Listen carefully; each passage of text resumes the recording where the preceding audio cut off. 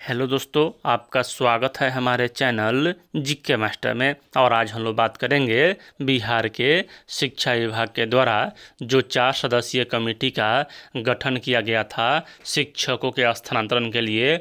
उस कमेटी का रिपोर्ट कल रात्रि में जारी कर दिया गया, यानी कि रिपोर्ट शिक्षा विभाग के अपर मुख्य सचिव को सौंप दिया गया। और इसमें किस किस बातों का जिक्र किया गया है, चलिए पॉइंट टू पॉइंट पूरी अपडेट आपको बताते हैं। पूरा वीडियो देखिएगा तब यहाँ आपको समझ में आएगा। पहले यहाँ देख लीजिए, शिक्षकों के ट्रांसफ़र पोस्टिंग की नई नीति सितंबर के अंत तक लागू होगा।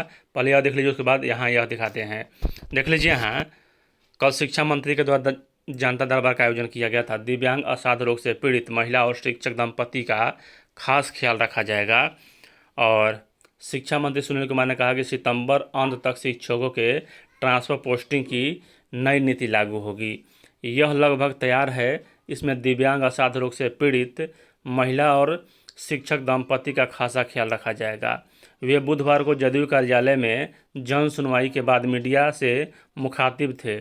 जन सुनवाई के दौरान उनके अलावा मंत्री श्रवण कुमार और जयंत राज लोगों की समस्याओं से रूबरू हो रहे थे। और यहाँ निर्देश अधिकारियों को दिया गया शिक्षकों के ऑनलाइन अटेंडेंस के बारे में पूछे जाने पर शिक्षा मंत्री ने कहा कि पारदर्शिता के लिए यह बहुत ज़रूरी है। एक अन्य सवाल के जवाब में मंत्री जी ने कहा कि अगर कहीं बाढ़ या जल जमाव जैसी स्थिति है तो उस जिले के डीएम को स्कूल बंद करने का कि आदेश दिया गया है। ग्रामीण विकास मंत्री श्रवण कुमार ने कहा कि कई राज्यों में इंडी गठबंधन की सरकार है, लेकिन किसी ने जातीय गणना नहीं कराया है। और यहाँ यह सब बात हुआ। अब हम लोग बात करें कि इनका कि कमेटी का रिपोर्ट तो कल रात में ही प्रकाशित हो गया, कि सौंप दिया गया शिक्षा विभाग के अपर मुख्य सचिव को। तो इतना डिले के बारे में क्यों कहा जा रहा है शिक्षा मंत्री जी के द्वारा? तो शिक्षा मंत्री जी यहाँ सक्षमता का जो अभी काउंसलिंग होने वाला है, 15 सितंबर तक काउंसलिंग होगा। वह विशिष्ट शिक्षक बनेंगे। उसके बाद यहाँ आगे का प्रोसेस होगा। कि उसके बाद यहाँ बहुत से शिक्षकों में यह है कि भ्रम की सिर्फ नियोजित यानी कि विशिष्ट शिक्षकों का ही स्थानांतरण होगा, तो ऐसा बात नहीं है। देख लीजिए, यहाँ यह अंश है उस कि जो रिपोर्ट है उसका। 40 वर्ष से कम जो है उनको तो किसी प्रकार कोई लाभ मिलने वाला नहीं है। खास करके पुरुष में, महिलाओं को 40 साल से कम महिला है उनको लाभ मिलेगा, कि अच्छी का स्थानांतरण का। लेकिन जो पुरुष हैं उन्हें सुदूर ग्रामीण इलाके में ही भेजा जाएगा। 40 वर्ष या उससे कम उम्र के शिक्षक, पुस्तकालय अध्यक्ष, विद्यालय अध्यापक, प्रधानाध्यापक, प्रधान शिक्षक सुदूर एवं दुर्गम स्थलों में अवस्थित विद्यालय में पदस्थापित किए जाने का प्रस्ताव है। यानी कि 40 साल या उससे कम है तो सुदूर इलाके में ही यह शिक्षक रहेंगे। सुदूर एवं दुर्गम स्थल को यहाँ खंडिका ख के क्रमांक 1 एवं 2 के रूप में परिभाषित किया गया है।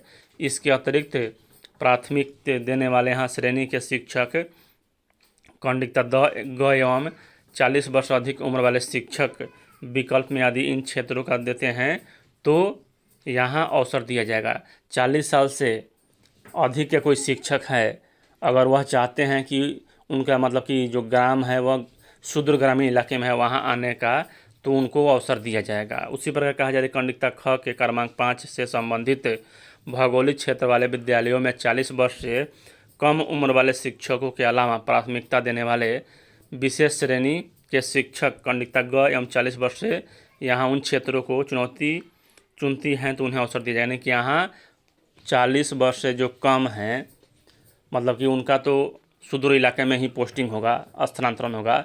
लेकिन 40 साल से जिनका एज ज़्यादा है, अगर वह चुनती हैं उस क्षेत्र को, तो यहाँ वह मान किया जाएगा, अन्यथा उन्हें सुगम स्थानों पर ही भेजा जाएगा। तो रिपोर्ट कमेटी ने सौंप दिया है और जल्द ही यहाँ स्थानांतरण होगा। वीडियो देखने के लिए धन्यवाद।